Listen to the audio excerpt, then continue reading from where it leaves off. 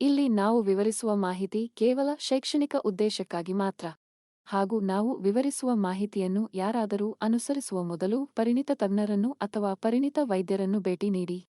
ಹಾಗೂ ನಾವು ಚರ್ಚಿಸುವ ಅಥವಾ ವಿವರಿಸುವ ಮಾಹಿತಿಯಿಂದ ಆಗುವ ಅನಾನುಕೂಲಗಳಿಗೆ ಆರೋಗ್ಯ ಕನ್ನಡ ಪಾಡ್ಕಾಸ್ಟ್ ಆಗಲಿ ಆರೋಗ್ಯ ಕನ್ನಡ ಪಾಡ್ಕಾಸ್ಟ್ನ ಮಾಲೀಕರಾಗಲಿ ಜವಾಬ್ದಾರರಲ್ಲ.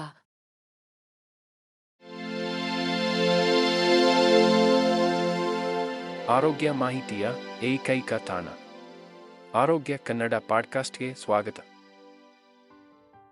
ಆರೋಗ್ಯಕರ ಉಸಿರಾಟದ ವ್ಯವಸ್ಥೆಯನ್ನು ಹೊಂದಿರುವುದು ಜೀವನದ ಗುಣಮಟ್ಟಕ್ಕೆ ಅತ್ಯಗತ್ಯ. ಉಸಿರಾಟದ ಆರೋಗ್ಯ ರಕ್ಷಣೆಯು ಒಂದು ಸಂಕೀರ್ಣ ವಿಷಯವಾಗಿರಬಹುದು ಮತ್ತು ನೀವು ಲಭ್ಯವಿರುವ ಉತ್ತಮ ಆರೈಕೆಯನ್ನು ಖಚಿತಪಡಿಸಿಕೊಳ್ಳಲು ಎಲ್ಲಿಂದ ಪ್ರಾರಂಭಿಸಬೇಕು ಎಂದು ತಿಳಿಯುವುದು ಕಷ್ಟಕರವಾಗಿರುತ್ತದೆ.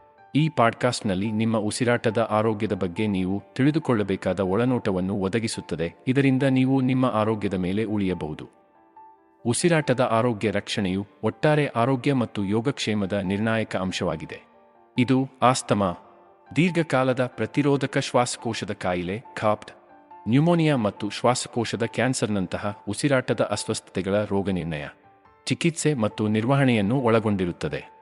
ದೇಹಕ್ಕೆ ಆಮ್ಲಜನಕವನ್ನು ಒದಗಿಸಲು ಮತ್ತು ಕಾರ್ಬನ್ ಡೈಆಕ್ಸೈಡ್ ತ್ಯಾಜ್ಯವನ್ನು ತೆಗೆದುಹಾಕಲು ಉಸಿರಾಟದ ವ್ಯವಸ್ಥೆಯು ಕಾರಣವಾಗಿದೆ.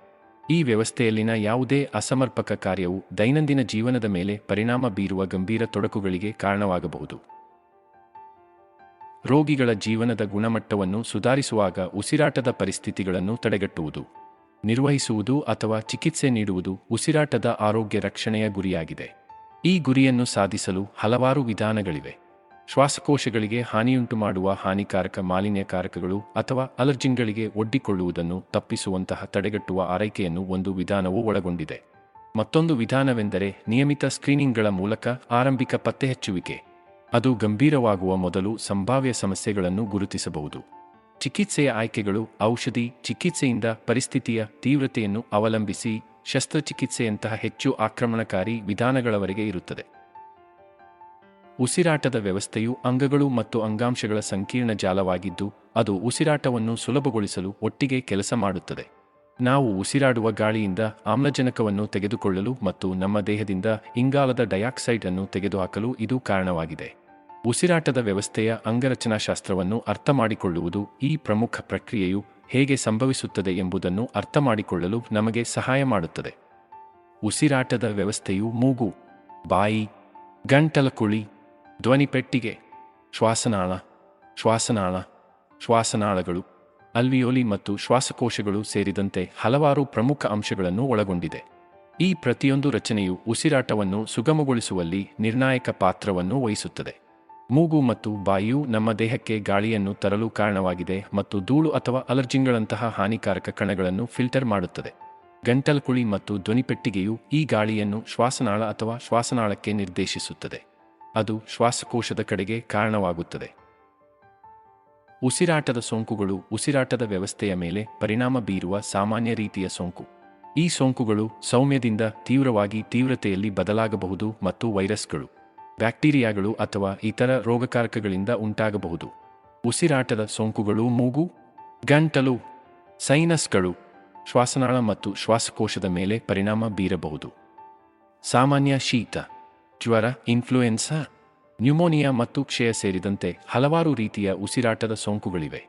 ಉಸಿರಾಟದ ಸೋಂಕಿನ ಲಕ್ಷಣಗಳು ಕೆಮ್ಮುವುದು, ಸೀನುವುದು, ದಟ್ಟಣೆ ಅಥವಾ ಸ್ರವಿಸುವ ಮೂಗು ಮತ್ತು ಜ್ವರ ಮತ್ತು ಆಯಾಸವನ್ನು ಒಳಗೊಂಡಿರಬಹುದು.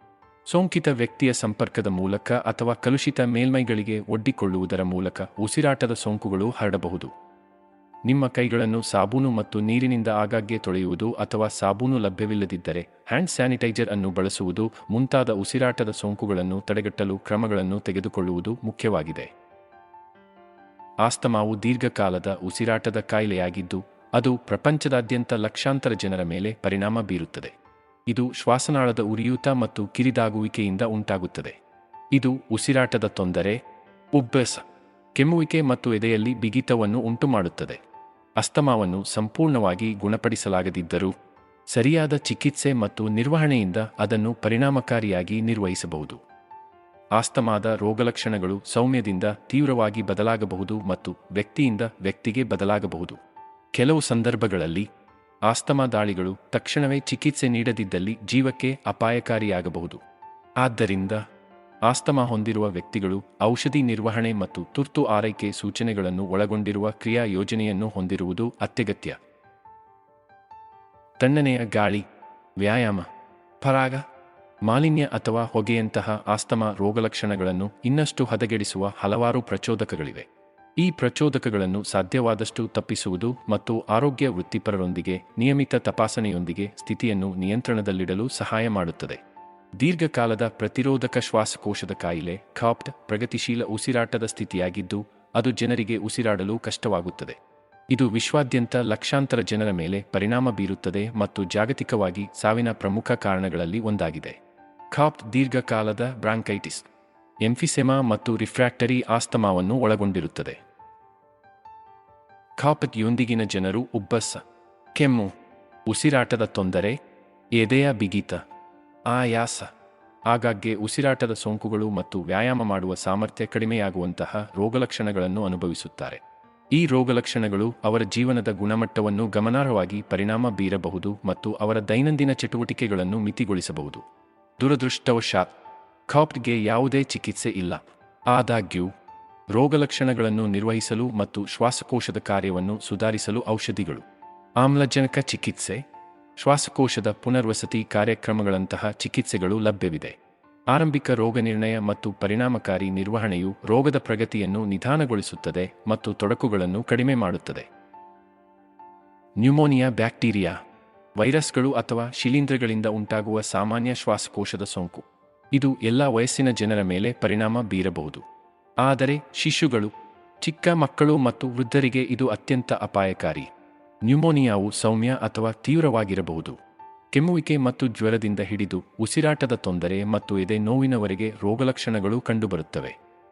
ನ್ಯೂಮೋನಿಯಾಕ್ಕೆ ಸಾಮಾನ್ಯ ಕಾರಣವೆಂದರೆ ಸ್ಟ್ರೆಪ್ಟೋಕೊಕಸ್ ನ್ಯೂಮೋನಿಯಾ ಬ್ಯಾಕ್ಟೀರಿಯಂ. ನ್ಯೂಮೋನಿಯಾವನ್ನು ಉಂಟುಮಾಡುವ ಇತರ ರೀತಿಯ ಬ್ಯಾಕ್ಟೀರಿಯಾಗಳು ಹಿಮೋಫಿಲಸ್ ಇನ್ಫ್ಲುಯೆಂಜಾ ಮತ್ತು ಲೆಜಿಯೋನೆಲ್ಲಾ ನ್ಯೂಮೋಫಿಲಾ. ಇನ್ಫ್ಲುಯೆನ್ಸಾ, ಉಸಿರಾಟದ ಸಿನ್ಸಿಟಿಯಲ್ ವೈರಸ್ ರಿಸ್ ಮತ್ತು ಅಡೆನೋವೈರಸ್ಗಳಂತಹ ವೈರಸ್ಗಳು ಸಹ ನ್ಯೂಮೋನಿಯಾಕ್ಕೆ ಕಾರಣವಾಗಬಹುದು. ವ್ಯಕ್ತಿಯ ವಯಸ್ಸು ಮತ್ತು ಆರೋಗ್ಯ ಸ್ಥಿತಿಯನ್ನು ಅವಲಂಬಿಸಿ ನ್ಯೂಮೋನಿಯಾದ ಲಕ್ಷಣಗಳು ಬದಲಾಗಬಹುದು. ಕ್ಷಯರೋಗ ಟಿಬಿ ಎಂಬುದು ಮೈಕೋಬ್ಯಾಕ್ಟೀರಿಯಂ ಟ್ಯೂಬರ್ಕ್ಯುಲೋಸಿಸ್ ಎಂಬ ಬ್ಯಾಕ್ಟೀರಿಯಾದಿಂದ ಉಂಟಾಗುವ ಸಾಂಕ್ರಾಮಿಕ ರೋಗ. ಬ್ಯಾಕ್ಟೀರಿಯಾವು ಸಾಮಾನ್ಯವಾಗಿ ಶ್ವಾಸಕೋಶದ ಮೇಲೆ ದಾಳಿ ಮಾಡುತ್ತದೆ, ಆದರೆ ಅವು ಮೂತ್ರಪಿಂಡಗಳು, ಬೆನ್ನುಮೂಳೆ ಮತ್ತು ಮೆದುಳಿನಂತಹ ದೇಹದ ಇತರ ಭಾಗಗಳನ್ನು ಹಾನಿಗೊಳಿಸಬಹುದು. ಸೋಂಕಿತ ವ್ಯಕ್ತಿ ಕೆಮ್ಮಿದಾಗ ಅಥವಾ ಸೀನಿದಾಗ ಟಿಬಿ ಗಾಳಿಯ ಮೂಲಕ ಹರಡುತ್ತದೆ. ವಿಶ್ವ ಆರೋಗ್ಯ ಸಂಸ್ಥೆ WHO ಪ್ರಕಾರ ಟಿಬಿಯು ವಿಶ್ವಾದ್ಯಂತ ಸಾವಿನ ಪ್ರಮುಖ 10 ಕಾರಣಗಳಲ್ಲಿ ಒಂದಾಗಿದೆ. 2019ರಲ್ಲಿ ಮಾತ್ರ ಸುಮಾರು 10 ಮಿಲಿಯನ್ ಜನರು ಟಿಬಿಯಿಂದ ಅನಾರೋಗ್ಯಕ್ಕೆ ಒಳಗಾಗಿದ್ದಾರೆ ಮತ್ತು ಸುಮಾರು 1.4 ಮಿಲಿಯನ್ ಜನರು ಅದರಿಂದ ಸಾವನ್ನಪ್ಪಿದ್ದಾರೆ. ಟಿಬಿ ಹೆಚ್ಚಾಗಿ ಅಭಿವೃದ್ಧಿಶೀಲ ರಾಷ್ಟ್ರಗಳಲ್ಲಿ ಮತ್ತು HIV ಏಡ್ಸ್ ರೋಗಿಗಳಂತಹ ದುರ್ಬಲ ಪ್ರತಿರಕ್ಷಣಾ ವ್ಯವಸ್ಥೆಯನ್ನು ಹೊಂದಿರುವ ಜನರ ಮೇಲೆ ಪರಿಣಾಮ ಬೀರುತ್ತದೆ. 3 ವಾರ ಅಥವಾ ಅದಕ್ಕಿಂತ ಹೆಚ್ಚು ಕಾಲ ಕೆಮ್ಮುವುದು, ಎದೆನೋವು, ಆಯಾಸ, ತೂಕ ಇಳಿಕೆ, ಜ್ವರ ಮತ್ತು ರಾತ್ರಿ ಬೆವರುವುದು ಟಿಬಿಯ ಲಕ್ಷಣಗಳು. ಚಿಕಿತ್ಸೆ ನೀಡದೆ ಬಿಟ್ಟರೆ ಟಿಬಿ ಮಾರಣಾಂತಿಕವಾಗಬಹುದು. ಬ್ರಾಂಕೈಟಿಸ್ ಒಂದು ಉಸಿರಾಟದ ಸ್ಥಿತಿಯಾಗಿದ್ದು, ಅದು ಪ್ರಪಂಚದಾದ್ಯಂತ ಲಕ್ಷಾಂತರ ಜನರ ಮೇಲೆ ಪರಿಣಾಮ ಬೀರುತ್ತದೆ. ಇದು ಶ್ವಾಸನಾಳದ ಟ್ಯೂಬ್ಗಳ ಉರಿಯೂತದಿಂದ ನಿರೂಪಿಸಲ್ಪಟ್ಟಿದೆ. ಇದು ಶ್ವಾಸಕೋಶಕ್ಕೆ ಮತ್ತು ಗಾಳಿಯನ್ನು ಸಾಗಿಸುತ್ತದೆ. ಬ್ರಾಂಕೈಟಿಸ್ ತೀವ್ರ ಅಥವಾ ದೀರ್ಘಕಾಲದ ಆಗಿರಬಹುದು. ಸೌಮ್ಯವಾದ ಕೆಮ್ಮಿನಿಂದ ಹಿಡಿದು ತೀವ್ರವಾದ ಉಸಿರಾಟದ ತೊಂದರೆಯವರೆಗೆ ರೋಗಲಕ್ಷಣಗಳು ಕಂಡುಬರುತ್ತವೆ. ಸಾಮಾನ್ಯ ಶೀತ ಅಥವಾ ಜ್ವರದಂತಹ ವೈರಲ್ ಸೋಂಕಿನ ನಂತರ ತೀವ್ರವಾದ ಬ್ರಾಂಕೈಟಿಸ್ ಸಾಮಾನ್ಯವಾಗಿ ಬೆಳವಣಿಗೆಯಾಗುತ್ತದೆ. ಮುಖ್ಯ ಲಕ್ಷಣವೆಂದರೆ ನಿರಂತರ ಕೆಮ್ಮು. ಇದು ಲೋಳೆಯನ್ನು ಉತ್ಪಾದಿಸುತ್ತದೆ ಮತ್ತು ಹಲವಾರು ವಾರಗಳವರೆಗೆ ಇರುತ್ತದೆ. ಹೆಚ್ಚಿನ ಸಂದರ್ಭಗಳಲ್ಲಿ ತೀವ್ರವಾದ ಬ್ರಾಂಕೈಟಿಸ್ ವೈದ್ಯಕೀಯ ಚಿಕಿತ್ಸೆ ಇಲ್ಲದೆ ತನ್ನದೇ ಆದ ಮೇಲೆ ಪರಿಹರಿಸುತ್ತದೆ.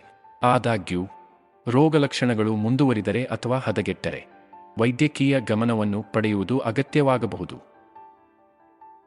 ದೀರ್ಘಕಾಲದ ಬ್ರಾಂಕೈಟಿಸ್ ಎನ್ನುವುದು ಧೂಮಪಾನಿಗಳು ಅಥವಾ ಮಾಲಿನ್ಯ ಅಥವಾ ರಾಸಾಯನಿಕಗಳಂತಹ ಪರಿಸರ ಉದ್ರೇಕಕಾರಿಗಳಿಗೆ ಒಡ್ಡಿಕೊಳ್ಳುವ ವ್ಯಕ್ತಿಗಳಲ್ಲಿ ಸಾಮಾನ್ಯವಾಗಿ ಕಂಡುಬರುವ ದೀರ್ಘಕಾಲೀನ ಸ್ಥಿತಿಯಾಗಿದೆ. ರೋಗಲಕ್ಷಣಗಳು ಅತಿಯಾದ ಲೋಳೆಯ ಉತ್ಪಾದನೆ ಮತ್ತು ಉಸಿರಾಟದ ತೊಂದರೆಯೊಂದಿಗೆ ಆಗಾಗ್ಗೆ ಕೆಮ್ಮುವಿಕೆಯನ್ನು ಒಳಗೊಂಡಿರುತ್ತದೆ. ಸೈನಸ್ ಸೋಂಕು ಎಂದು ಕರೆಯಲ್ಪಡುವ ಸೈನುಟಿಸ್ ಪ್ರಪಂಚದಾದ್ಯಂತ ಲಕ್ಷಾಂತರ ಜನರ ಮೇಲೆ ಪರಿಣಾಮ ಬೀರುವ ಸಾಮಾನ್ಯ ಸ್ಥಿತಿಯಾಗಿದೆ. ಸೋಂಕು ಅಥವಾ ಅಲರ್ಜಿಯ ಕಾರಣದಿಂದ ಸೈನಸ್ಗಳು ಉರಿಯಿದಾಗ ಮತ್ತು ಊದಿಕೊಂಡಾಗ ಇದು ಸಂಭವಿಸುತ್ತದೆ. ಸೈನಸ್ಗಳು ಮುಖದ ಮೂಳೆಗಳಲ್ಲಿ ನೆಲೆಗೊಂಡಿರುವ ಸಣ್ಣ ಗಾಳಿ ತುಂಬಿದ ಕುಳಿಗಳಾಗಿವೆ. ಇದು ಮೂಗಿನ ಹಾದಿಗಳನ್ನು ತೇವವಾಗಿಡಲು ಸಹಾಯ ಮಾಡುವ ಲೋಳೆಯ ಉತ್ಪಾದನೆಗೆ ಕಾರಣವಾಗಿದೆ. ಮುಖದ ನೋವು ಮತ್ತು ಒತ್ತಡ, ಮೂಗಿನ ದಟ್ಟಣೆ, ತಲೆನೋವು, ಕೆಮ್ಮು, ನೋಯುತ್ತಿರುವ ಗಂಟಲು, ಆಯಾಸ ಮತ್ತು ಜ್ವರವನ್ನು ಸೈನಸೈಟಿಸ್ನ ಲಕ್ಷಣಗಳಾಗಿವೆ. ಕೆಲವು ಸಂದರ್ಭಗಳಲ್ಲಿ ರೋಗಿಗಳು ಹಲ್ಲು ನೋವು ಅಥವಾ ದುರ್ವಾಸನೆ ಅನುಭವಿಸಬಹುದು. ಸೈನಟಿಸ್ನ ಹೆಚ್ಚಿನ ಪ್ರಕರಣಗಳನ್ನು ಪ್ರತ್ಯಕ್ಷವಾದ ಔಷಧಿಗಳಾದ ಡಿಕಾಂಗಸ್ಟೆಂಟ್ಗಳು ಮತ್ತು ನೋವು ನಿವಾರಕಗಳೊಂದಿಗೆ ಚಿಕಿತ್ಸೆ ನೀಡಬಹುದಾದರೂ, ತೀವ್ರತರವಾದ ಪ್ರಕರಣಗಳಿಗೆ ಪ್ರತಿಜೀವಕಗಳು ಅಥವಾ ಇತರ ಔಷಧಿಗಳ ಅಗತ್ಯವಿರುತ್ತದೆ. ಅಲರ್ಜಿಗಳು ಮಾಲಿನ್ಯಕಾರಕಗಳಿಗೆ ಒಡ್ಡಿಕೊಳ್ಳುವುದು ಮತ್ತು ಸಿಗರೆಟ್ ಹೊಗೆ ಮತ್ತು ವಾಯು ಮಾಲಿನ್ಯದಂತಹ ಉದ್ರೇಕಕಾರಿಗಳನ್ನು ಒಳಗೊಂಡಂತೆ ಸೈನಟಿಸ್ ಅನ್ನು ಅಭಿವೃದ್ಧಿಪಡಿಸುವ ಅಪಾಯವನ್ನು ಹೆಚ್ಚಿಸುವ ಹಲವಾರು ಅಂಶಗಳಿವೆ. ಅಲರ್ಜಿಕ್ ರಿನಿಟಿಸ್ ಅನ್ನು ಜ್ವರ ಎಂದೂ ಕರೆಯುತ್ತಾರೆ. ಇದು ಪ್ರಪಂಚದಾದ್ಯಂತ ಲಕ್ಷಾಂತರ ಜನರ ಮೇಲೆ ಪರಿಣಾಮ ಬೀರುವ ಒಂದು ಸಾಮಾನ್ಯ ಸ್ಥಿತಿಯಾಗಿದೆ. ಪರಾಗ, ಧೂಳಿನ ಹುಳಗಳು, ಪ್ರಾಣಿಗಳ ಡ್ಯಾಂಡರ್ ಅಥವಾ ಅಚ್ಚುಬೀಜಕಗಳಂತಹ ವಸ್ತುಗಳಿಗೆ ಅಲರ್ಜಿಯ ಪ್ರತಿಕ್ರಿಯೆಯಿಂದ ಇದು ಉಂಟಾಗುತ್ತದೆ. ಈ ಅಲರ್ಜಿನ್ಗಳು ದೇಹವನ್ನು ಪ್ರವೇಶಿಸಿದಾಗ ಅವರು ಮೂಗಿನ ಹಾದಿಗಳಲ್ಲಿ ಪ್ರತಿರಕ್ಷಣಾ ಪ್ರತಿಕ್ರಿಯೆಯನ್ನು ಪ್ರಚೋದಿಸುತ್ತಾರೆ ಮತ್ತು ಉರಿಯೂತವನ್ನು ಉಂಟುಮಾಡುತ್ತಾರೆ. ಅಲರ್ಜಿಕ್ ರಿನಿಟಿಸ್ನ ಲಕ್ಷಣಗಳು ಸೀನುವಿಕೆ, ತುರಿಕೆ ಮತ್ತು ಸ್ರವಿಸುವ ಮೂಗು, ದಟ್ಟಣೆ ಮತ್ತು ಸೈನಸ್ ಒತ್ತಡವನ್ನು ಒಳಗೊಂಡಿರಬಹುದು. ಈ ರೋಗಲಕ್ಷಣಗಳು ಸೌಮ್ಯದಿಂದ ತೀವ್ರವಾಗಿರುತ್ತವೆ ಮತ್ತು ಚಿಕಿತ್ಸೆ ನೀಡದೆ ಬಿಟ್ಟರೆ ದೈನಂದಿನ ಚಟುವಟಿಕೆಗಳಿಗೆ ಅಡ್ಡಿಯಾಗಬಹುದು. ಕೆಲವು ಜನರು ತಲೆನೋವು, ಆಯಾಸ ಅಥವಾ ವಾಸನೆಯ ಪ್ರಜ್ಞೆಯನ್ನು ಕಡಿಮೆಗೊಳಿಸಬಹುದು. ಅಲರ್ಜಿಕ್ ರಿನಿಟಿಸ್ ಚಿಕಿತ್ಸೆಯು ರೋಗಲಕ್ಷಣಗಳ ತೀವ್ರತೆಯನ್ನು ಅವಲಂಬಿಸಿರುತ್ತದೆ ಮತ್ತು ಪ್ರತ್ಯಕ್ಷವಾದ ಆಂಟಿಹಿಸ್ಟಮೈನ್ಗಳು, ಡಿಕಾಂಜೆಸ್ಟೆಂಟ್ಗಳು ಅಥವಾ ಮೂಗಿನ ಸ್ಪ್ರೇಗಳನ್ನು ಒಳಗೊಂಡಿರಬಹುದು. ಧೂಮಪಾನವು ವ್ಯಾಪಕವಾದ ಅಭ್ಯಾಸವಾಗಿದ್ದು ಅದು ಹಲವಾರು ಆರೋಗ್ಯ ಸಮಸ್ಯೆಗಳನ್ನು ಉಂಟುಮಾಡುತ್ತದೆ. ವಿಶೇಷವಾಗಿ ಉಸಿರಾಟದ ಸಮಸ್ಯೆಗಳನ್ನು ಉಂಟುಮಾಡುತ್ತದೆ. ಶ್ವಾಸಕೋಶದ ಮೇಲೆ ಧೂಮಪಾನದ ಹಾನಿಕಾರಕ ಪರಿಣಾಮಗಳು ಪ್ರಸಿದ್ಧವಾಗಿವೆ ಮತ್ತು ವ್ಯಾಪಕವಾಗಿ ಅಧ್ಯಯನ ಮಾಡಲಾಗಿದೆ. ನೀವು ಧೂಮಪಾನ ಮಾಡುವಾಗ ನಿಮ್ಮ ಉಸಿರಾಟದ ವ್ಯವಸ್ಥೆಯು ಟಾರ್, ನಿಕೋಟಿನ್ ಮತ್ತು ಕಾರ್ಬನ್ ಮಾನಾಕ್ಸೈಡ್ನಂತಹ ವಿಷಕಾರಿ ರಾಸಾಯನಿಕಗಳಿಗೆ ಒಡ್ಡಿಕೊಳ್ಳುತ್ತದೆ. ಇದು ನಿಮ್ಮ ವಾಯುಮಾರ್ಗಗಳ ಒಳಪದರವನ್ನು ಹಾನಿಗೊಳಿಸುತ್ತದೆ. ಸಿಗರೇಟಿನಲ್ಲಿರುವ ವಿಷಕಾರಿ ಅಂಶಗಳು ಶ್ವಾಸಕೋಶದ ಅಂಗಾಂಶವನ್ನು ನಾಶಪಡಿಸುತ್ತವೆ ಮತ್ತು ಗಾಳಿಯನ್ನು ಹರಿಯಲು ಕಷ್ಟವಾಗುತ್ತದೆ. ಕಾಲಾನಂತರದಲ್ಲಿ ಇದು ದೀರ್ಘಕಾಲದ ಪ್ರತಿರೋಧಕ ಶ್ವಾಸಕೋಶದ ಕಾಯಿಲೆ, ಕಾಪ್ಟ್, ಎಂಫಿಸೆಮಾ, ಬ್ರಾಂಕೈಟಿಸ್, ಆಸ್ತಮಾ ದಾಳಿಗಳು ಅಥವಾ ಶ್ವಾಸಕೋಶದ ಕ್ಯಾನ್ಸರ್ಗೆ ಕಾರಣವಾಗುತ್ತದೆ. ಇದು ಹೃದಯ ಮತ್ತು ರಕ್ತನಾಳಗಳಂತಹ ಇತರ ಅಂಗಗಳಿಗೆ ಗಮನಾರ್ಹ ಹಾನಿಯನ್ನುಂಟುಮಾಡುತ್ತದೆ. ಧೂಮಪಾನವನ್ನು ತ್ಯಜಿಸುವುದರಿಂದ ಉಸಿರಾಟದ ಆರೋಗ್ಯದ ಮೇಲೆ ಕೆಲವು ನಕಾರಾತ್ಮಕ ಪರಿಣಾಮಗಳನ್ನು ಹಿಮ್ಮೆಟ್ಟಿಸಲು ಸಹಾಯ ಮಾಡುತ್ತದೆ ಎಂದು ಸಂಶೋಧನೆ ತೋರಿಸಿದೆ. ಧೂಮಪಾನವನ್ನು ತೊರೆಯುವ ಮೂಲಕ ನಿಮ್ಮ ಒಟ್ಟಾರೆ ಜೀವನದ ಗುಣಮಟ್ಟವನ್ನು ಸುಧಾರಿಸುವ ಮೂಲಕ ಕಾಪ್ಟ್ ಮತ್ತು ಎಂಫಿಸೆಮಾದಂತಹ ದೀರ್ಘಕಾಲದ ಶ್ವಾಸಕೋಶದ ಕಾಯಿಲೆಗಳನ್ನು ಅಭಿವೃದ್ಧಿಪಡಿಸುವ ಅಪಾಯವನ್ನು ನೀವು ಕಡಿಮೆಗೊಳಿಸುತ್ತೀರಿ. ಸೆಕೆಂಡ್ ಹ್ಯಾಂಡ್ ಹೊಗೆಯು ಪ್ರಪಂಚದಾದ್ಯಂತ ಲಕ್ಷಾಂತರ ಜನರ ಮೇಲೆ ಪರಿಣಾಮ ಬೀರುವ ಉಸಿರಾಟದ ಆರೋಗ್ಯದ ಅಪಾಯವಾಗಿದೆ. ವಿಶ್ವ ಆರೋಗ್ಯ ಸಂಸ್ಥೆಯ ಅಂದಾಜಿನ ಪ್ರಕಾರ ಸೆಕೆಂಡ್ ಹ್ಯಾಂಡ್ ಹೊಗೆಯು ಪ್ರತಿ ವರ್ಷ 1 ಮಿಲಿಯನ್ಗಿಂತಲೂ ಹೆಚ್ಚು ಸಾವುಗಳಿಗೆ ಕಾರಣವಾಗುತ್ತದೆ. ಮಕ್ಕಳು ವಿಶೇಷವಾಗಿ ದುರ್ಬಲರಾಗಿದ್ದಾರೆ. ಧೂಮಪಾನಿಗಳು ನೇರವಾಗಿ ಹೊಗೆಯನ್ನು ಉಸಿರಾಡುವ ಪ್ರತ್ಯಕ್ಷ ಧೂಮಪಾನದಂತಲ್ಲದೆ, ಧೂಮಪಾನಿಗಳಲ್ಲದವರು ತಂಬಾಕು ಉತ್ಪನ್ನಗಳನ್ನು ಸುಡುವುದರಿಂದ ಹೊರಸೂಸುವ ವಿಷಕಾರಿ ರಾಸಾಯನಿಕಗಳನ್ನು ಉಸಿರಾಡಿದಾಗ ಸೆಕೆಂಡ್ ಹ್ಯಾಂಡ್ ಮಾನ್ಯತೆ ಸಂಭವಿಸುತ್ತದೆ. ಉಸಿರಾಟದ ಆರೋಗ್ಯದ ಮೇಲೆ ಸೆಕೆಂಡ್ ಹ್ಯಾಂಡ್ ಹೊಗೆಯ ಪರಿಣಾಮಗಳು ಉತ್ತಮವಾಗಿ ದಾಖಲಿಸಲ್ಪಟ್ಟಿವೆ ಮತ್ತು ಸೌಮ್ಯದಿಂದ ತೀವ್ರವಾಗಿರಬಹುದು. ಸೆಕೆಂಡ್ ಹ್ಯಾಂಡ್ ಹೊಗೆಗೆ ಒಡ್ಡಿಕೊಳ್ಳುವುದರಿಂದ ಮಕ್ಕಳು ಮತ್ತು ವಯಸ್ಕರಲ್ಲಿ ಕೆಮ್ಮು, ಉಬ್ಬಸ, ಉಸಿರಾಟದ ತೊಂದರೆ ಮತ್ತು ಎದೆಯ ಬಿಗಿತ ಉಂಟಾಗುತ್ತದೆ. ಈ ತಕ್ಷಣದ ರೋಗಲಕ್ಷಣಗಳ ಜೊತೆಗೆ ದೀರ್ಘಾವಧಿಯ ಮಾನ್ಯತೆ ದೀರ್ಘಕಾಲದ ಉಸಿರಾಟದ ಕಾಯಿಲೆಗಳಾದ ಆಸ್ತಮಾ ಮತ್ತು ದೀರ್ಘಕಾಲದ ಪ್ರತಿರೋಧಕ ಶ್ವಾಸಕೋಶದ ಕಾಯಿಲೆ ಕಾಪ್ಟ್ಗೆ ಕಾರಣವಾಗಬಹುದು. ಇದಲ್ಲದೆ ಸೆಕೆಂಡ್ ಹ್ಯಾಂಡ್ ಹೊಗೆಗೆ ಯಾವುದೇ ಸುರಕ್ಷಿತ ಮಟ್ಟದ ಮಾನ್ಯತೆ ಇಲ್ಲ. ಅಲ್ಪಾವಧಿಯ ಮಾನ್ಯತೆ ಕೂಡ ಹಾನಿಕಾರಕವಾಗಿದೆ. ವಾಯು ಮಾಲಿನ್ಯವು ಪ್ರಪಂಚದ ಅನೇಕ ಭಾಗಗಳಲ್ಲಿ ಬೆಳೆಯುತ್ತಿರುವ ಕಾಳಜಿಯಾಗಿದೆ. ಉಸಿರಾಟದ ಆರೋಗ್ಯದ ಮೇಲೆ ಗಮನಾರ್ಹ ಪರಿಣಾಮಗಳನ್ನು ಬೀರುತ್ತದೆ. ಹೊರಾಂಗಣ ವಾಯುಮಾಲಿನ್ಯವು ಪ್ರತಿ ವರ್ಷ 4.2 ಮಿಲಿಯನ್ ಅಕಾಲಿಕ ಮರಣಗಳಿಗೆ ಕೊಡುಗೆ ನೀಡುತ್ತದೆ ಎಂದು ವಿಶ್ವ ಆರೋಗ್ಯ ಸಂಸ್ಥೆ ಅಂದಾಜಿಸಿದೆ. ಕಡಿಮೆ ಮತ್ತು ಮಧ್ಯಮ ಆದಾಯದ ದೇಶಗಳು ಹೆಚ್ಚಿನ ಹೊರೆ ಹೊಂದುತ್ತವೆ. ಟ್ರಾಫಿಕ್ ಹೊರಸೂಸುವಿಕೆ, ಕೈಗಾರಿಕಾ ಚಟುವಟಿಕೆಗಳು ಮತ್ತು ಪಳೆಯುಳಿಕೆ ಇಂಧನಗಳನ್ನು ಸುಡುವುದು ಸೇರಿದಂತೆ ವಿವಿಧ ಮೂಲಗಳಿಂದ ವಾಯು ಮಾಲಿನ್ಯ ಉಂಟಾಗುತ್ತದೆ. ಉಸಿರಾಟದ ಆರೋಗ್ಯದ ಮೇಲೆ ವಾಯು ಮಾಲಿನ್ಯದ ಪ್ರಭಾವವು ಗಣನೀಯವಾಗಿರುತ್ತದೆ. ಪರ್ಟಿಕ್ಯುಲೇಟ್ ಮ್ಯಾಟರ್, ಫೆನಮ್ ಮತ್ತು ನೈಟ್ರೋಜನ್ ಆಕ್ಸೈಡ್ ನಾಕ್ಸ್ ನಂತಹ ಹೆಚ್ಚಿನ ಮಟ್ಟದ ಮಾಲಿನ್ಯಕಾರಕಗಳಿಗೆ ಒಡ್ಡಿಕೊಳ್ಳುವುದರಿಂದ ಆಸ್ತಮಾ, ದೀರ್ಘಕಾಲದ ಪ್ರತಿರೋಧಕ ಶ್ವಾಸಕೋಶದ ಕಾಯಿಲೆ ಕಾಪ್ಟ್ ಮತ್ತು ಶ್ವಾಸಕೋಶದ ಕ್ಯಾನ್ಸರ್ ಅಪಾಯವನ್ನು ಹೆಚ್ಚಿಸುತ್ತದೆ. ಮಕ್ಕಳು, ಹಿರಿಯ ವಯಸ್ಕರು ಮತ್ತು ಮೊದಲೇ ಅಸ್ತಿತ್ವದಲ್ಲಿರುವ ಉಸಿರಾಟದ ಪರಿಸ್ಥಿತಿಗಳನ್ನು ಹೊಂದಿರುವವರು ವಿಶೇಷವಾಗಿ ವಾಯು ಮಾಲಿನ್ಯದ ಪರಿಣಾಮಗಳಿಗೆ ಗುರಿಯಾಗುತ್ತಾರೆ. ಔದ್ಯೋಗಿಕ ಅಪಾಯಗಳು ಮತ್ತು ಉಸಿರಾಟದ ಆರೋಗ್ಯವು ನಿಕಟವಾಗಿ ಸಂಬಂಧ ಹೊಂದಿದೆ, ಏಕೆಂದರೆ ಅನೇಕ ಕೆಲಸದ ಸ್ಥಳಗಳ ಪರಿಸರವು ಹೆಚ್ಚಿನ ಮಟ್ಟದ ವಾಯುಗಾಮಿ ಮಾಲಿನ್ಯಕಾರಕಗಳಿಂದ ನಿರೂಪಿಸಲ್ಪಟ್ಟಿದೆ. ಇದು ತೀವ್ರವಾದ ಉಸಿರಾಟದ ಪರಿಸ್ಥಿತಿಗಳಿಗೆ ಕಾರಣವಾಗಬಹುದು. ಈ ಅಪಾಯಗಳು ಹಾನಿಕಾರಕ ರಾಸಾಯನಿಕಗಳು, ಧೂಳು, ಹೊಗೆ ಮತ್ತು ಇತರ ಕಣಗಳ ವಸ್ತುಗಳಿಗೆ ಒಡ್ಡಿಕೊಳ್ಳುವುದನ್ನು ಒಳಗೊಂಡಿರುತ್ತದೆ. ಅದು ಕಾಲಾನಂತರದಲ್ಲಿ ಶ್ವಾಸಕೋಶಕ್ಕೆ ಬದಲಾಯಿಸಲಾಗದ ಹಾನಿಯನ್ನು ಉಂಟುಮಾಡುತ್ತದೆ. ಗಣಿಗಾರಿಕೆ, ನಿರ್ಮಾಣ, ಉತ್ಪಾದನೆ ಅಥವಾ ಆರೋಗ್ಯದಂತಹ ಕೈಗಾರಿಕೆಗಳಲ್ಲಿ ಕೆಲಸ ಮಾಡುವ ಉದ್ಯೋಗಿಗಳು ತಮ್ಮ ಕೆಲಸದ ಸ್ವರೂಪದಿಂದಾಗಿ ಉಸಿರಾಟದ ಕಾಯಿಲೆಗಳನ್ನು ಅಭಿವೃದ್ಧಿಪಡಿಸುವ ಅಪಾಯವನ್ನು ಹೊಂದಿರುತ್ತಾರೆ. ಆಸ್ತಮಾ, ದೀರ್ಘಕಾಲದ ಪ್ರತಿರೋಧಕ ಶ್ವಾಸಕೋಶದ ಕಾಯಿಲೆ ಕಾಪ್ಟ್, ಶ್ವಾಸಕೋಶದ ಕ್ಯಾನ್ಸರ್ ಮತ್ತು ನ್ಯೂಮೋಕೋನಿಯೋಸಿಸ್ ಸೇರಿದಂತೆ ಔದ್ಯೋಗಿಕ ಒಡ್ಡುವಿಕೆಯಿಂದ ಉಂಟಾಗುವ ಅತ್ಯಂತ ಸಾಮಾನ್ಯವಾದ ಉಸಿರಾಟದ ಕಾಯಿಲೆಗಳು. ಆಸ್ತಮಾವು ದೀರ್ಘಕಾಲದ ಸ್ಥಿತಿಯಾಗಿದ್ದು, ಇದು ಉರಿಯೂತ ಮತ್ತು ಉಸಿರಾಟದ ಮಾರ್ಗಗಳ ಕಿರಿದಾಗುವಿಕೆಗೆ ಕಾರಣವಾಗುತ್ತದೆ ಮತ್ತು ಉಸಿರಾಟದ ತೊಂದರೆಗೆ ಕಾರಣವಾಗುತ್ತದೆ. ಕಾಪ್ಟ್ ಒಂದು ಪ್ರಗತಿಶೀಲ ಶ್ವಾಸಕೋಶದ ಕಾಯಿಲೆಯಾಗಿದ್ದು, ಇದು ವಾಕಿಂಗ್ ಅಥವಾ ಮೆಟ್ಟಿಲುಗಳನ್ನು ಹತ್ತುವುದು ಮುಂತಾದ ದೈನಂದಿನ ಚಟುವಟಿಕೆಗಳನ್ನು ನಿರ್ವಹಿಸುವಾಗ ವ್ಯಕ್ತಿಗಳಿಗೆ ಸಾಮಾನ್ಯವಾಗಿ ಉಸಿರಾಡಲು ಕಷ್ಟವಾಗುತ್ತದೆ. ಆರೋಗ್ಯಕರ ಜೀವನಶೈಲಿಯ ಪ್ರಮುಖ ಅಂಶವೆಂದರೆ ಗಾಳಿಯ ಗುಣಮಟ್ಟ. ನಾವು ಉಸಿರಾಡುವ ಗಾಳಿಯು ನಮ್ಮ ಆರೋಗ್ಯ ಮತ್ತು ಯೋಗಕ್ಷೇಮದ ಮೇಲೆ ನೇರ ಪರಿಣಾಮ ಬೀರುತ್ತದೆ, ಹಾಗೆಯೇ ನಮ್ಮ ಸುತ್ತಲಿನ ಪರಿಸರದ ಮೇಲೆ ಪರಿಣಾಮ ಬೀರುತ್ತದೆ. ಕಳಪೆ ಗಾಳಿಯ ಗುಣಮಟ್ಟವು ಉಸಿರಾಟದ ಸಮಸ್ಯೆಗಳು, ಅಲರ್ಜಿಗಳು, ತಲೆನೋವು ಮತ್ತು ಆಯಾಸದಿಂದ ಹಿಡಿದು ಹಲವಾರು ಆರೋಗ್ಯ ಸಮಸ್ಯೆಗಳಿಗೆ ಕಾರಣವಾಗಬಹುದು. ಈ ಆರೋಗ್ಯ ಕಾಳಜಿಗಳ ಜೊತೆಗೆ ಕೆಟ್ಟ ಗಾಳಿಯು ಸಸ್ಯಗಳು ಮತ್ತು ಪ್ರಾಣಿಗಳಿಗೆ ಹಾನಿ ಮಾಡುತ್ತದೆ. ಉತ್ತಮ ಗಾಳಿಯ ಗುಣಮಟ್ಟವು ಮುಖ್ಯವಾಗಲು ಒಂದು ಕಾರಣವೆಂದರೆ ಅದು ಆಸ್ತಮಾ ಅಥವಾ ಶ್ವಾಸಕೋಶದ ಕ್ಯಾನ್ಸರ್ನಂತಹ ಉಸಿರಾಟದ ಕಾಯಿಲೆಗಳ ಅಪಾಯವನ್ನು ಕಡಿಮೆ ಮಾಡುತ್ತದೆ. ನಾವು ಕಲುಷಿತ ಗಾಳಿಯಲ್ಲಿ ಉಸಿರಾಡುವಾಗ ಕಾಲಾನಂತರದಲ್ಲಿ ನಮ್ಮ ಶ್ವಾಸಕೋಶಗಳಿಗೆ ಹಾನಿ ಮಾಡುವ ವಿಷ ಮತ್ತು ಮಾಲಿನ್ಯಕಾರಕಗಳನ್ನು ನಾವು ಉಸಿರಾಡುತ್ತೇವೆ. ಇದು ಅನೇಕ ವ್ಯಕ್ತಿಗಳಿಗೆ ದುರ್ಬಲಗೊಳಿಸುವ ದೀರ್ಘಕಾಲದ ಕಾಯಿಲೆಗಳಿಗೆ ಕಾರಣವಾಗಬಹುದು. ಇದು ಮೊದಲೇ ಅಸ್ತಿತ್ವದಲ್ಲಿರುವ ಪರಿಸ್ಥಿತಿಗಳನ್ನು ಹೊಂದಿರುವ ಜನರು ಅಪಾಯದಲ್ಲಿರುತ್ತಾರೆ. ಆರೋಗ್ಯವಂತ ವ್ಯಕ್ತಿಗಳು ಸಹ ಕಳಪೆ ಗಾಳಿಯ ಗುಣಮಟ್ಟಕ್ಕೆ ಒಡ್ಡಿಕೊಂಡಾಗ ಕೆಮ್ಮುವುದು ಅಥವಾ ಉಸಿರಾಟದ ತೊಂದರೆಯಂತಹ ಲಕ್ಷಣಗಳನ್ನು ಅನುಭವಿಸಬಹುದು. ಉತ್ತಮ ಗಾಳಿಯ ಗುಣಮಟ್ಟವು ಪರಿಸರದ ಮೇಲೆ ಅದರ ಪ್ರಭಾವಕ್ಕೆ ಮತ್ತೊಂದು ಕಾರಣ. ಒಟ್ಟಾರೆ ಕ್ಷೇಮವನ್ನು ಕಾಪಾಡಿಕೊಳ್ಳಲು ಉಸಿರಾಟದ ಆರೋಗ್ಯವು ನಿರ್ಣಾಯಕ ಅಂಶವಾಗಿದೆ.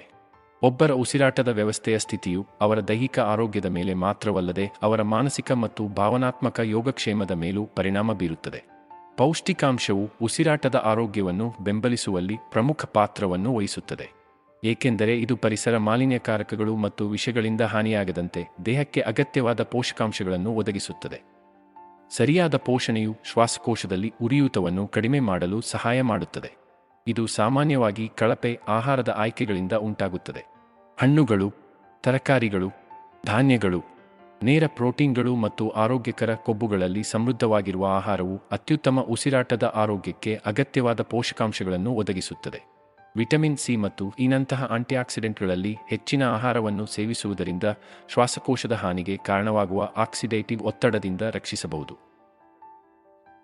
ಇದಲ್ಲದೆ ಆಸ್ತಮಾ ಅಥವಾ ದೀರ್ಘಕಾಲದ ಪ್ರತಿರೋಧಕ ಶ್ವಾಸಕೋಶದ ಕಾಯಿಲೆ ಕಾಪ್ಟ್ ನಂತಹ ಅಸ್ತಿತ್ವದಲ್ಲಿರುವ ಉಸಿರಾಟದ ಪರಿಸ್ಥಿತಿಗಳನ್ನು ಹೊಂದಿರುವ ವ್ಯಕ್ತಿಗಳು ತಮ್ಮ ಪೌಷ್ಟಿಕಾಂಶದ ಅಗತ್ಯಗಳಿಗೆ ವಿಶೇಷ ಗಮನವನ್ನು ನೀಡುತ್ತಾರೆ.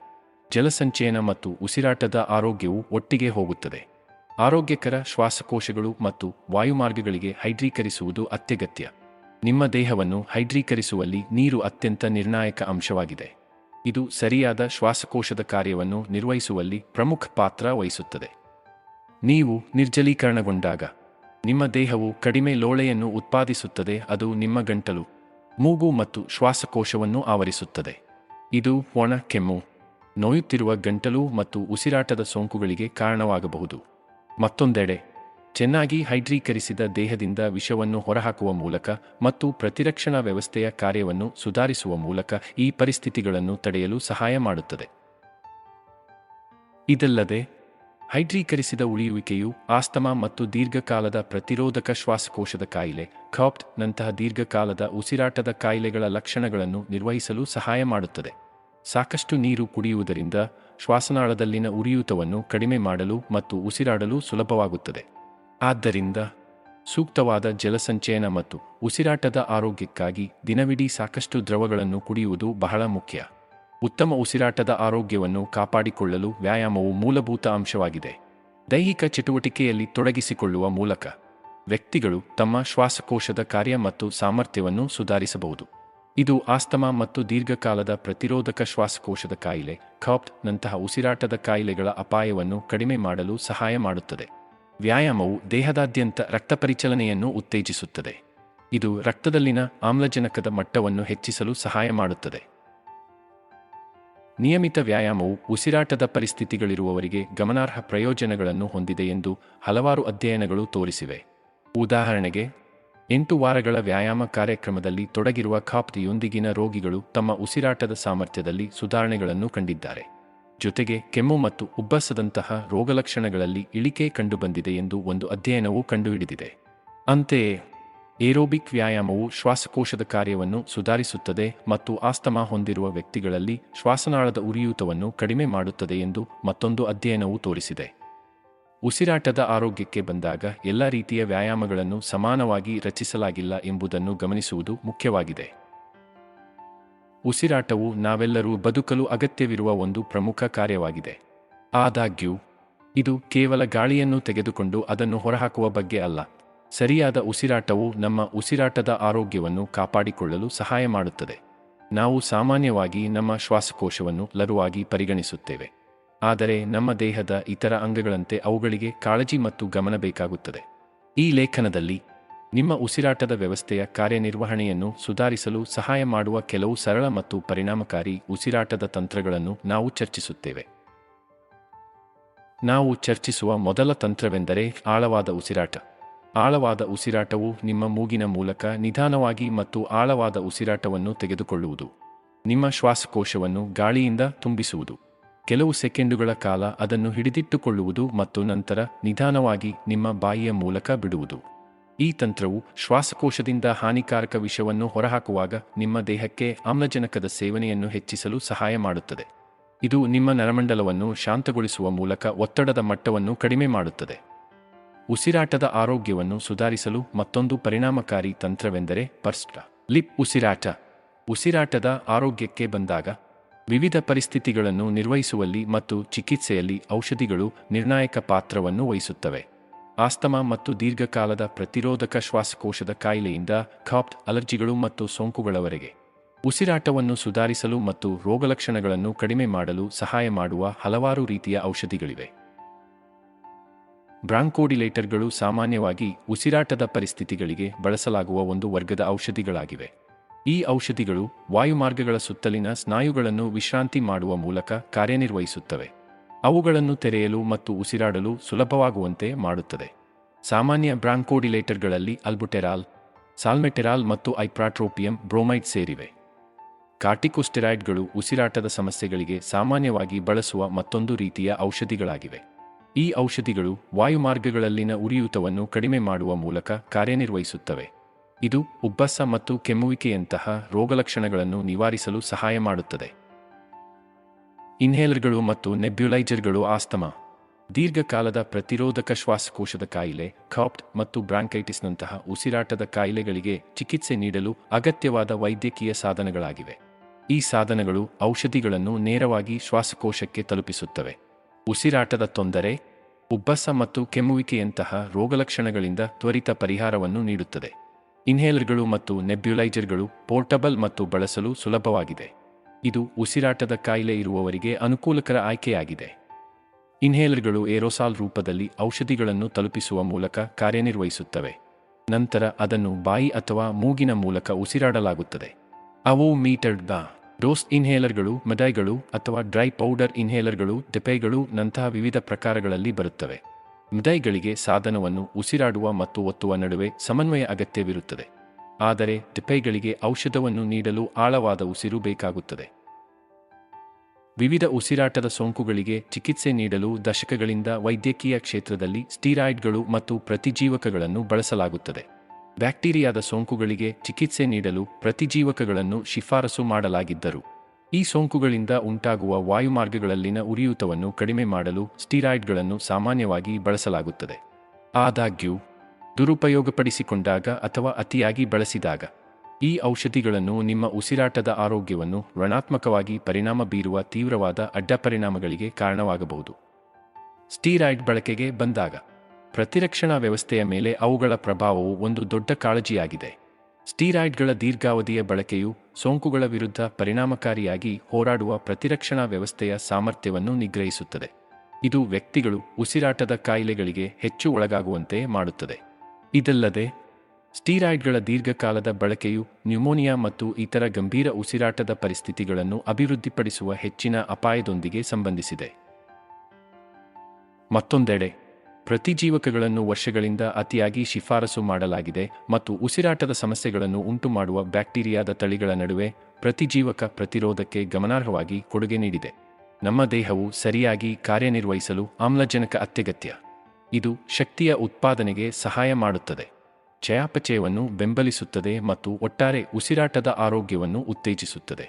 ಆಕ್ಸಿಜನ್ ಥೆರಪಿ ಎನ್ನುವುದು ವೈದ್ಯಕೀಯ ಚಿಕಿತ್ಸೆಯಾಗಿದ್ದು, ಉಸಿರಾಟದ ತೊಂದರೆ ಇರುವ ಜನರು ತಮ್ಮ ಸ್ಥಿತಿಯನ್ನು ನಿವಾರಿಸಲು ಅಗತ್ಯವಿರುವ ಆಮ್ಲಜನಕವನ್ನು ಪಡೆಯಲು ಸಹಾಯ ಮಾಡುತ್ತದೆ.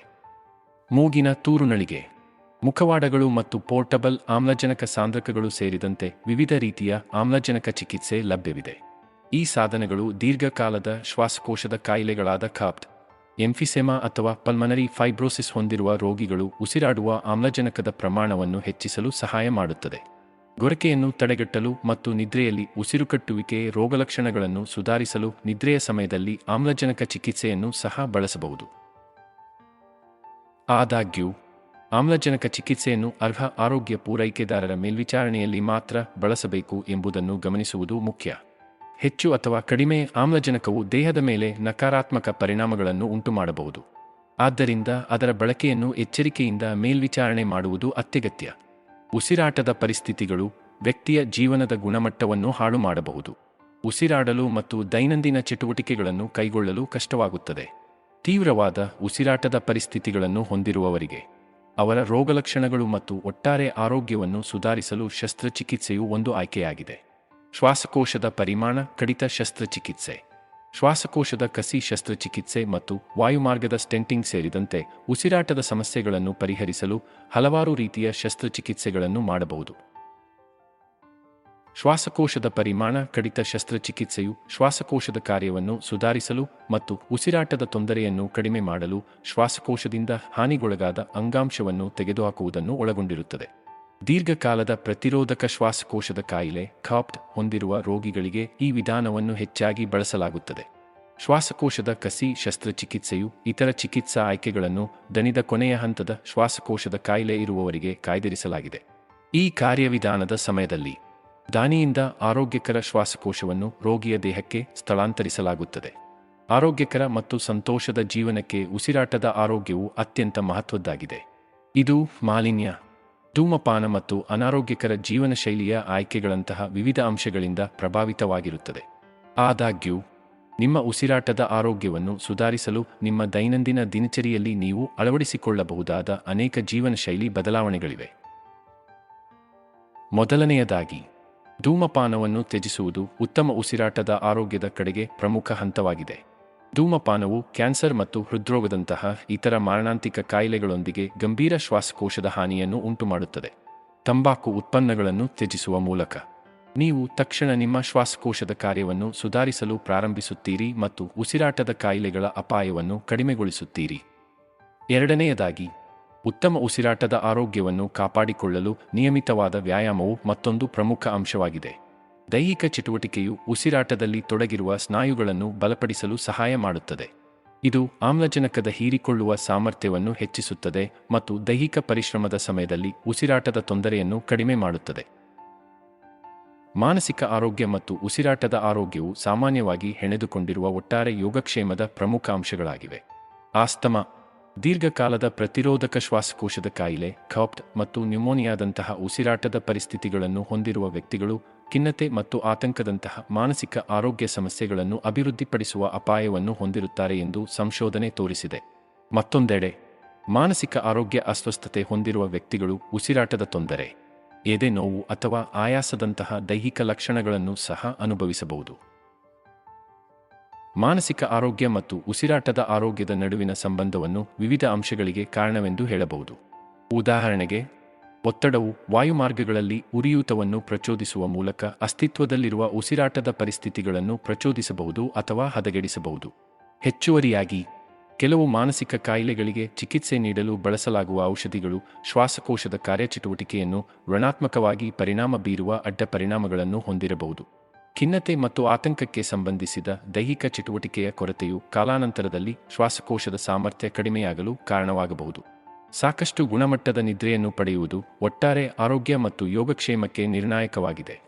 ನಮ್ಮ ಮಾನಸಿಕ ಸ್ಥಿತಿಯ ಮೇಲೆ ಅನೇಕ ಪ್ರಯೋಜನಗಳ ಜೊತೆಗೆ ಉಸಿರಾಟದ ಆರೋಗ್ಯವನ್ನು ಕಾಪಾಡಿಕೊಳ್ಳುವಲ್ಲಿ ನಿದ್ರೆಯು ಪ್ರಮುಖ ಪಾತ್ರವನ್ನು ವಹಿಸುತ್ತದೆ.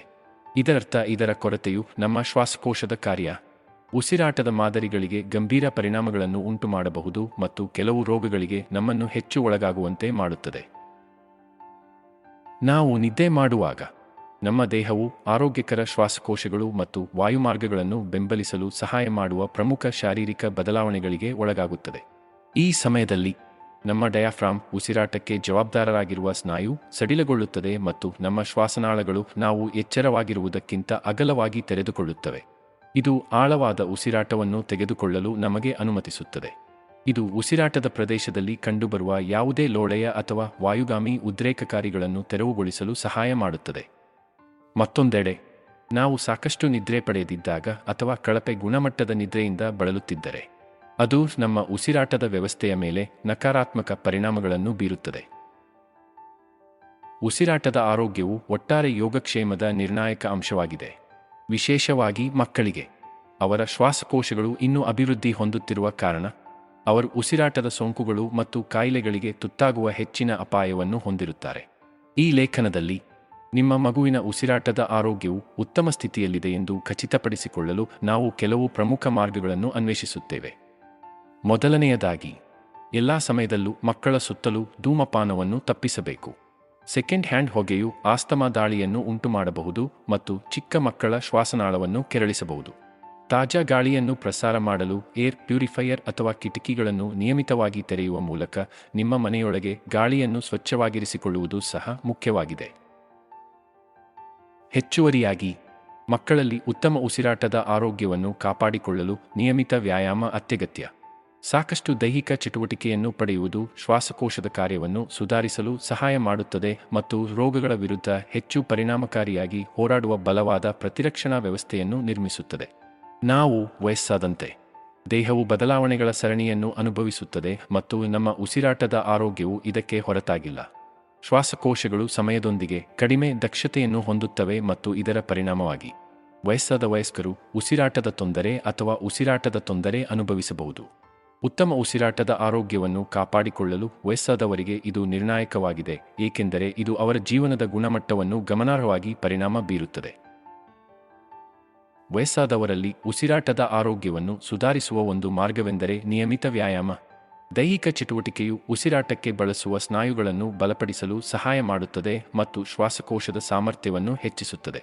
ವಾಕಿಂಗ್ ಅಥವಾ ಲೈಟ್ ಏರೋಬಿಕ್ಸ್ನಂತಹ ಸರಳ ಚಟುವಟಿಕೆಗಳು ಸಹ ಉಸಿರಾಟದ ತೊಂದರೆಯನ್ನು ಕಡಿಮೆ ಮಾಡಲು ಮತ್ತು ಒಟ್ಟಾರೆ ಶ್ವಾಸಕೋಶದ ಕಾರ್ಯವನ್ನು ಸುಧಾರಿಸುವಲ್ಲಿ ಗಮನಾರ್ಹ ವ್ಯತ್ಯಾಸವನ್ನು ಮಾಡಬಹುದು. ಹೆಚ್ಚುವರಿಯಾಗಿ, ಉತ್ಕರ್ಷಣ ನಿರೋಧಕಗಳಲ್ಲಿ ಸಮೃದ್ಧವಾಗಿರುವ ಆರೋಗ್ಯಕರ ಆಹಾರವನ್ನು ನಿರ್ವಹಿಸುವುದು ಶ್ವಾಸಕೋಶದಲ್ಲಿ ಉರಿಯೂತವನ್ನು ಕಡಿಮೆ ಮಾಡುತ್ತದೆ ಮತ್ತು ವಾಯು ಮಾಲಿನ್ಯ ಅಥವಾ ಸಿಗರೇಟ್ ಹೊಗೆಯಂತಹ ಪರಿಸರ ವಿಷಗಳಿಂದ ಉಂಟಾಗುವ ಹಾನಿಯಿಂದ ರಕ್ಷಿಸುತ್ತದೆ. ಹಿರಿಯರಿಗೆ ಉಸಿರಾಟದ ಆರೋಗ್ಯದ ಮತ್ತೊಂದು ನಿರ್ಣಾಯಕ ಅಂಶವೆಂದರೆ ಅವರ ಪರಿಸರವನ್ನು ಮೇಲ್ವಿಚಾರಣೆ ಮಾಡುವುದು. ಉಸಿರಾಟದ ಆರೋಗ್ಯವು ಅತ್ಯಂತ ಮಹತ್ವದ್ದಾಗಿದೆ, ವಿಶೇಷವಾಗಿ ಜಾಗತಿಕ ಸಾಂಕ್ರಾಮಿಕದ ಮಧ್ಯೆ. ಉಸಿರಾಟದ ಕಾಯಿಲೆಗಳನ್ನು ತಡೆಗಟ್ಟಲು ಮತ್ತು ಉತ್ತಮ ಆರೋಗ್ಯವನ್ನು ಕಾಪಾಡಿಕೊಳ್ಳಲು ನಾವು ತೆಗೆದುಕೊಳ್ಳಬಹುದಾದ ಹಲವಾರು ಕ್ರಮಗಳಿವೆ. ಅನಾರೋಗ್ಯದಿಂದ ಬಳಲುತ್ತಿರುವ ವ್ಯಕ್ತಿಗಳೊಂದಿಗೆ ನಿಕಟ ಸಂಪರ್ಕವನ್ನು ತಪ್ಪಿಸುವ ಮೂಲಕ ಅಥವಾ ಕೆಮ್ಮುವಿಕೆ ಅಥವಾ ಸೀನುವಿಕೆಯಂತಹ ರೋಗಲಕ್ಷಣಗಳನ್ನು ಪ್ರದರ್ಶಿಸುವ ಮೂಲಕ ಸಾಮಾಜಿಕ ದೂರವನ್ನು ಅಭ್ಯಾಸ ಮಾಡುವುದು ಅತ್ಯಂತ ಪರಿಣಾಮಕಾರಿ ಮಾರ್ಗಗಳಲ್ಲಿ ಒಂದಾಗಿದೆ. ಕನಿಷ್ಠ 20 ಸೆಕೆಂಡುಗಳ ಕಾಲ ಸಾಬೂನು ಮತ್ತು ನೀರಿನಿಂದ ನಿಯಮಿತವಾಗಿ ನಮ್ಮ ಕೈಗಳನ್ನು ತೊಳೆಯುವ ಮೂಲಕ ಸರಿಯಾದ ನೈರ್ಮಲ್ಯವನ್ನು ಕಾಪಾಡಿಕೊಳ್ಳುವುದು ಮತ್ತೊಂದು ನಿರ್ಣಾಯಕ ಹಂತವಾಗಿದೆ. ಇದು ಉಸಿರಾಟದ ಸೋಂಕುಗಳಿಗೆ ಕಾರಣವಾಗುವ ಸೂಕ್ಷ್ಮಜೀವಿಗಳ ಹರಡುವಿಕೆಯನ್ನು ತಡೆಯಲು ಸಹಾಯ ಮಾಡುತ್ತದೆ. ಹೆಚ್ಚುವರಿಯಾಗಿ, ಸಾರ್ವಜನಿಕ ಸ್ಥಳಗಳಲ್ಲಿ ಹೊರಗಿರುವಾಗ ಮುಖವಾಡಗಳನ್ನು ಧರಿಸುವುದು ನಮ್ಮನ್ನು ಮತ್ತು ಇತರರನ್ನು ಉಸಿರಾಟದ ಕಾಯಿಲೆಗಳಿಂದ ರಕ್ಷಿಸಲು ಸಹಾಯ ಮಾಡುತ್ತದೆ. ಮುಖವಾಡಗಳನ್ನು ಸರಿಯಾಗಿ ಧರಿಸಬೇಕು. ಮೂಗು ಮತ್ತು ಬಾಯಿ ಎರಡನ್ನೂ ಮುಚ್ಚಬೇಕು ಮತ್ತು ಪ್ರತಿ ಬಳಕೆಯ ನಂತರ ವಿಲೇವಾರಿ ಮಾಡಬೇಕು ಅಥವಾ ತೊಳೆಯಬೇಕು ಎಂಬುದನ್ನು ಗಮನಿಸುವುದು ಮುಖ್ಯ. ಕೊನೆಯಲ್ಲಿ, ಉಸಿರಾಟದ ಆರೋಗ್ಯ ರಕ್ಷಣೆ ಒಟ್ಟಾರೆ ಆರೋಗ್ಯದ ಪ್ರಮುಖ ಭಾಗವಾಗಿದೆ. ಸಾರ್ವಜನಿಕವಾಗಿ ಮಾಸ್ಕ್ ಧರಿಸುವುದು, ಆಗಾಗ್ಗೆ ಕೈ ತೊಳೆಯುವುದು ಮತ್ತು ನಿಮ್ಮ ಮುಖವನ್ನು ಸ್ಪರ್ಶಿಸುವುದನ್ನು ತಪ್ಪಿಸುವುದು ಮುಂತಾದ ಸರಳ ಕ್ರಮಗಳನ್ನು ತೆಗೆದುಕೊಳ್ಳುವುದರಿಂದ ಸಾಂಕ್ರಾಮಿಕ ರೋಗಗಳ ಹರಡುವಿಕೆಯನ್ನು ಕಡಿಮೆ ಮಾಡಲು ಸಹಾಯ ಮಾಡುತ್ತದೆ. ನಿಮ್ಮ ಉಸಿರಾಟದ ಆರೋಗ್ಯದ ಮೇಲೆ ಪರಿಣಾಮ ಬೀರುವ ಧೂಮಪಾನ, ವಯಸ್ಸು ಮತ್ತು ಆಧಾರವಾಗಿರುವ ಆರೋಗ್ಯ ಸಮಸ್ಯೆಗಳಂತಹ ಅಪಾಯಕಾರಿ ಅಂಶಗಳ ಬಗ್ಗೆ ತಿಳಿದಿರುವುದು ಸಹ ಅತ್ಯಗತ್ಯ. ಮೇಲೆ ವಿವರಿಸಿದ ಮುನ್ನೆಚ್ಚರಿಕೆ ಕ್ರಮಗಳನ್ನು ತೆಗೆದುಕೊಳ್ಳುವುದು ಆರೋಗ್ಯಕರ ಉಸಿರಾಟದ ವ್ಯವಸ್ಥೆಯನ್ನು ಕಾಪಾಡಿಕೊಳ್ಳಲು ನೀವು ಎಲ್ಲವನ್ನೂ ಮಾಡುತ್ತಿದ್ದೀರಿ ಎಂದು ಖಚಿತಪಡಿಸಿಕೊಳ್ಳಲು ಸಹಾಯ ಮಾಡುತ್ತದೆ.